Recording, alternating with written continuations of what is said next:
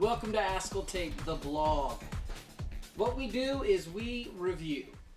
We review patient monitoring systems, we review accessories for patient monitoring systems, we review all sorts of cables and sensors, and we do it because we care. We don't do it because we're a doctor, we don't do it because we're an RN, we don't do it because we're a technologist or because we're associated with any sort of large pharmaceutical or big business medical company. We do it because we like tech products, and we do it because we care about healthcare. Now, I'm a father, I'm a husband, I'm a son, and I care about my own health. So that's why I want to bring you the best reviews I possibly can about some of our patient monitoring systems available on the market today. Now, what I'm looking at right here is the Solar 8000 patient monitoring system. Now, this particular system is made by Marquette, M-A-R-Q-U-E-T-T-E, and it was originally designed for the Marquette Information System. Now, the 8000 that we're looking at today can be used, of course, with that Marquette system, or it can be used as the standalone unit. Now, today we're going to look at it as a standalone unit, which is why we're using a simple widescreen monitor. We're not using the Solar 7000 system, which comes with its own display monitor. Instead, we're just using a regular external monitor device.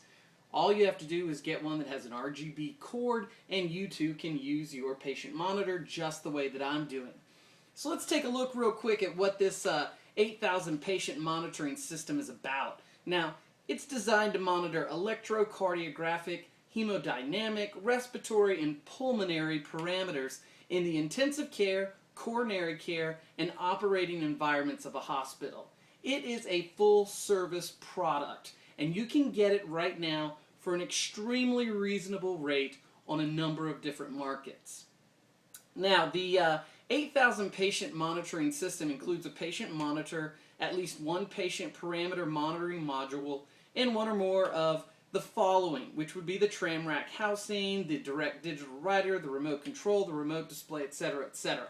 Unit we're looking at right now, of course, has the patient monitor remote system.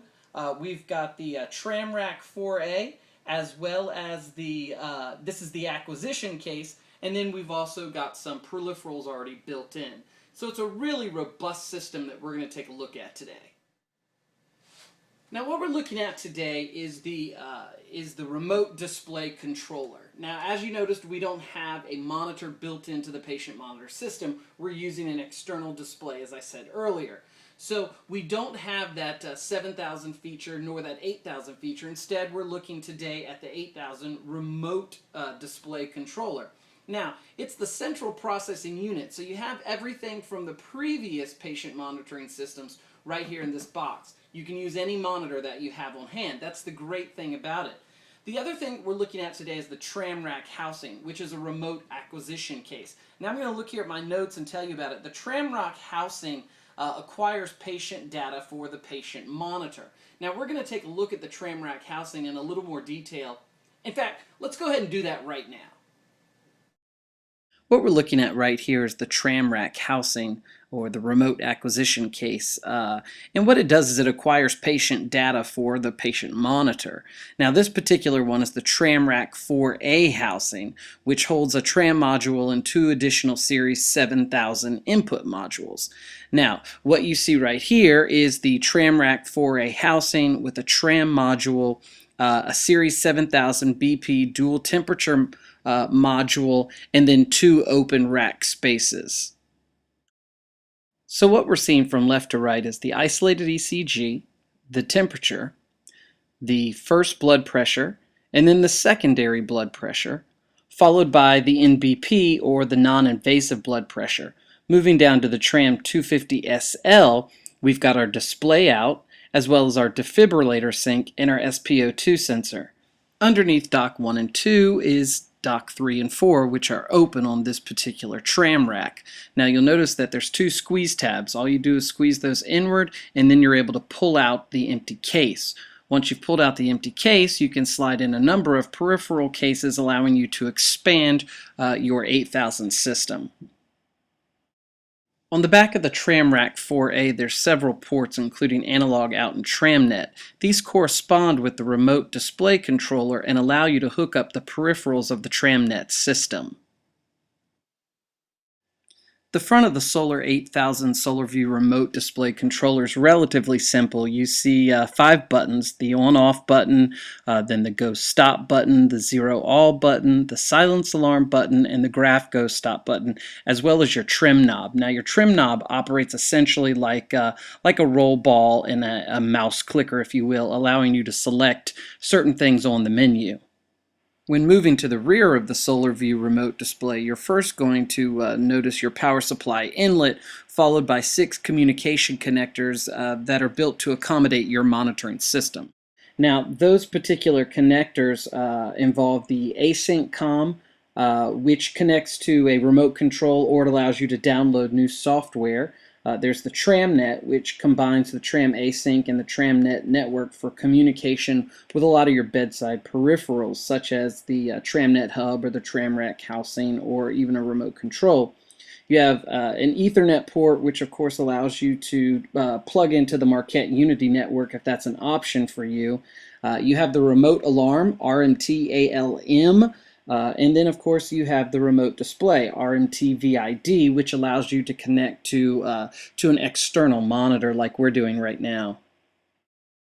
We talked a little earlier about the trim knob system, so let's take a little closer look on how it actually works in regards to the main menu. The main display menu of the 8000 system consists of alarm control, view other patients, patient data, monitor setup, and admit menu. In order to scroll from left to right, you use your trim knob. When you're ready to select, you just press your trim knob in. Now, each menu option has a submenu. For instance, monitor setup has waveforms on and off, display individual, color CRG+, and a host of other options.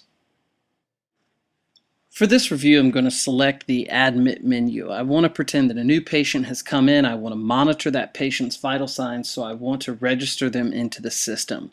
So what I'm going to do is I'm actually going to use the same knob that we just talked about, that trim knob, and I'm going to go through the main menu until I come up with the patient information. Now that's going to ask for last name, first name, ID, sex, birth date, etc. In order to get that information committed to the system, I'm going to have to toggle down in my main menu of the Admit menu. So what I've got is I've got a button that will display left to right arrows and then a button for up down. Now, left to right allows me to change through the alphanumeric characters, whereas up down selects which letter in the name that I'm trying to change. So for this particular example, I'm going to use a patient by the name of Bob Smith. You can see right now that I'm toggling so that I can actually type out Smith, S-M-I-T-H. Once I've spelled out the last name of Smith, then I'm just going to push my trim knob in, selecting that particular last name. That will then show up on the display in the header last name. I then move on, again toggling my trim knob, moving it from left to right so that I can move down to first name and continue to put in the information that I'm asked. It's a relatively intuitive system. Sometimes it can be a little bit tricky. Sometimes it can test your patience, but at the same time it's very reliable. It's a little bit of an older system, but again, it's reliable, it works, and it makes entering and admitting a new patient a really simple process. So that's essentially what we're looking at with the Marquette Solar 8000 patient monitor system, also including, of course, the TramRack 4A. I want to thank you for joining me today as I talk about this patient monitor. I want you to look forward to videos to come after this one where we're going to explore some of the accessories that were created for and can be used in conjunction with this very patient monitor.